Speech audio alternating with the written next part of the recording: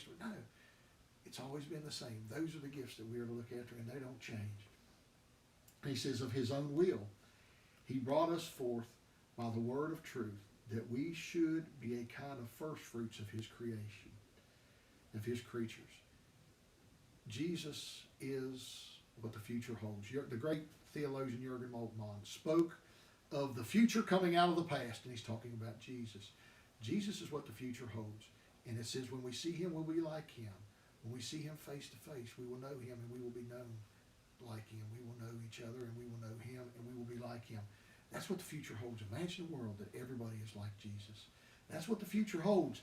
And that's what he's talking about here. And this is just the first fruits. We're just the first fruits of this. We're trying to show the way through Jesus Christ by being his disciples. Know this, my beloved brothers, let every person be quick to hear, slow to speak, slow to anger. We need to listen a lot more. Our ears should be open. We need to hear what people are saying. Quick to hear, slow to speak. Sometimes we don't need to speak. I can't remember who it was that said, it's been attributed to several folks, that it's one thing to be quiet and let people think that you're a fool, but it is another thing to open your mouth and remove all doubt.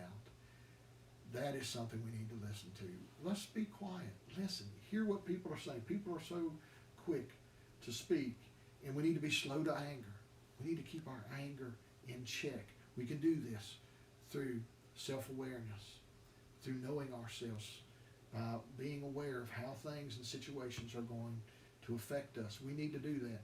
For the anger of man does not produce the righteousness of God. Our anger produces nothing. It helps nothing. It does not. No, do we get angry? Yeah, we get angry, but we need to learn to quell those things, and we can do those things. I can do all things through Christ who strengthens me. Philippians chapter 4. Therefore put away all filthiness and rampant wickedness, and receive with meekness the implanted word, which is able to save your souls. Put away all of the other junk, all the things of this world, filthiness, rampant wickedness. And he says, receive with meekness, humbleness, understanding that we are mere creatures and sinners.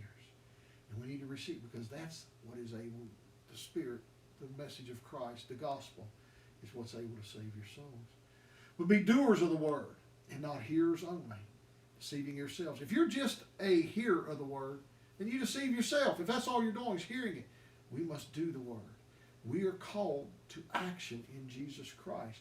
He has called us to be his hands and his feet in this time. Being a disciple is a participatory thing. We can't be sitting on the sidelines. We can't be that Monday morning quarterback that a lot of people want to be. For if anyone is a hearer of the word and not a doer, he is like a man who looks intently at his natural face in the mirror. You're just looking in a mirror. You're accomplishing nothing, is what he's saying. For he looks at himself and goes away and at once forgets what he was like. You can't remember what your image was 5 minutes from now. I walk in the room sometimes and wonder what in the world did I walk in here for. The older you get, the more you understand that, I know. But we're that same way if we're not willing to put our faith in our lives into action for Jesus Christ. But the one who looks into the perfect law, the law of liberty, and perseveres,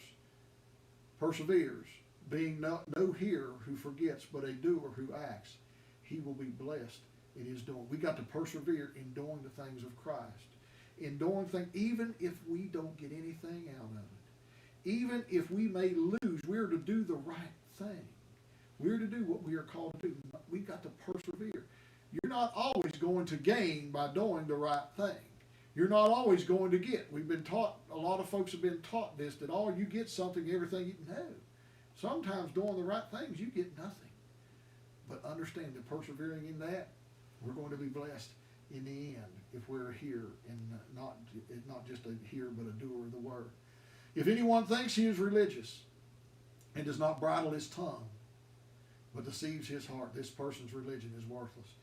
This tongue, is a very wicked and an evil thing. James goes on and talks about it later, and we will as we continue on James talking about this, but we've got to learn to control the tongue. Bridle the tongue. I hear people that they think they have to say what's on it. No, you don't. You can be in self-control. You can keep it down. Once that word is out, you cannot take it back. It is out there, and it's hurt, and it's done its damage. You need to keep that word in. Don't say anything unless you don't have anything good to say. You know how that goes.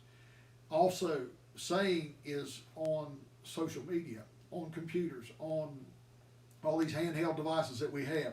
People are so apt to say things because they're hiding behind a screen. Once you push that button, it's out there. It's just like saying that word. It's harmful. It's hurtful. Don't do it. We can bridle that tongue. We can keep that thing in check. Because if we don't, if we cannot keep ourselves in control, then our religion, it's worthless. It's no good.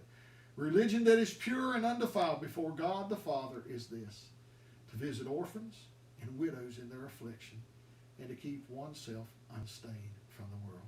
So to go out and visit the orphans and the widows, to visit those who are the needy, that's what religion is, undefiled. And also to keep ourselves from this world, not becoming attached to it in its system. I pray today that God would bless you and keep you, and that He would richly touch you through His grace and peace.